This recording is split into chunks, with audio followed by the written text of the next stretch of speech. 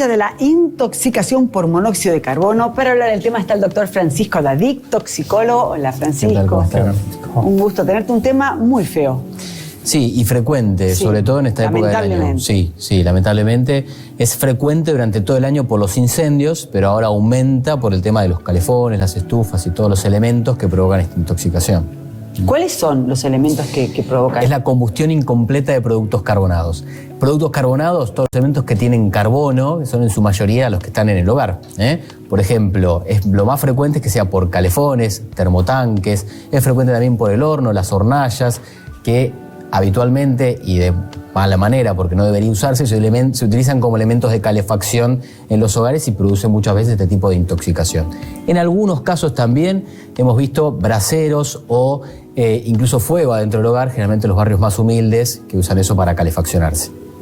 ¿Y qué le produce el monóxido de carbono en el organismo del ser humano cuando ingresa? Tiene más afinidad, 250 veces más afinidad que el oxígeno por la hemoglobina. Esto lleva a que se desplace, se pierde el oxígeno en sangre, baje la concentración y por ende llegue menos oxígeno a la célula, ¿sí? Ese es el principal motivo. La célula también afecta la respiración celular adentro de la célula y lleva a la muerte celular. Esto lleva a la falla del órgano, la falla multiorgánica y sobre todo a la insuficiencia respiratoria y a una gran variedad de síntomas. Ante una situación de que hay toda una familia de distintas edades hasta una mascota en un lugar, ¿todas las personas sufren al mismo tiempo o uno se puede dar cuenta antes que otro que hay algún problema, que la persona está desvaneciéndose o hay...?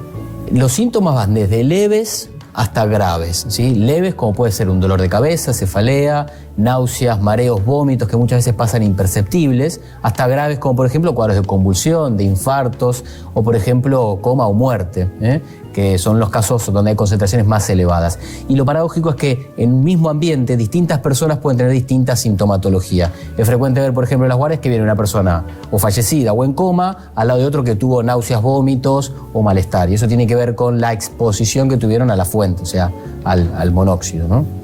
¿Qué hay de la densidad del monóxido como que está más por debajo, por arriba, en un ambiente? ¿Por dónde se ubica más el monóxido? Siempre cercano a la fuente. Mientras más uno está cercano a la fuente, vamos a suponer el horno, más probabilidades hay de intoxicación, porque las concentraciones son más altas.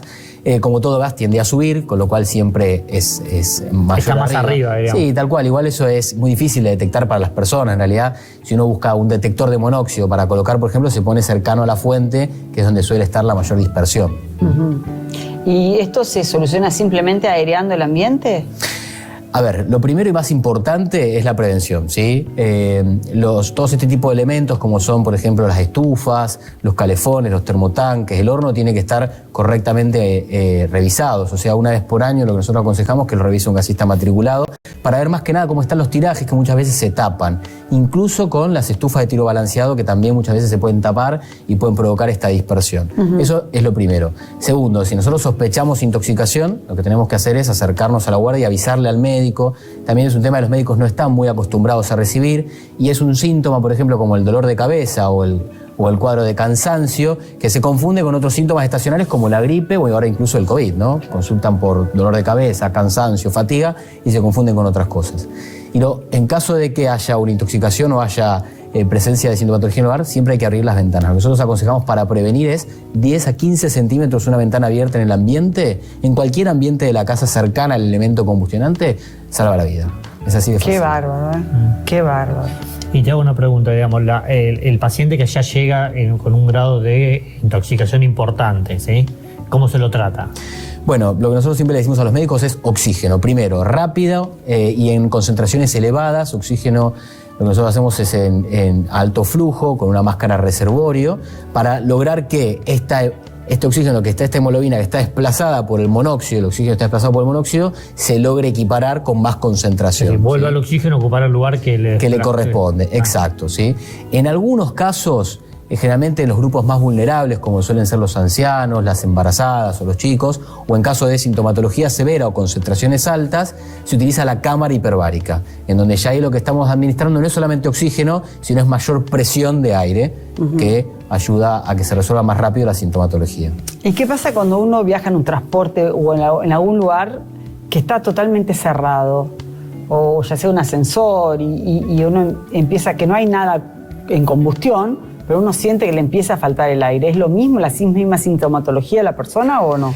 En realidad, si el ambiente está cerrado y hay un elemento que está liberando monóxido, que está generando combustión incompleta, podríamos decir, puede haber sintomatología en cualquier lado. De hecho, hay casos, por ejemplo, en los garages, con el auto prendido, o mismo incluso algunos pocos casos del auto en funcionamiento y el chico, por ejemplo, en la parte de atrás del auto, que también ha tenido síntomas de intoxicación. Nosotros lo determinamos eso con algo que se llama carboxihemoglobina, es una determinación que se hace en sangre específica para ver los niveles de concentración.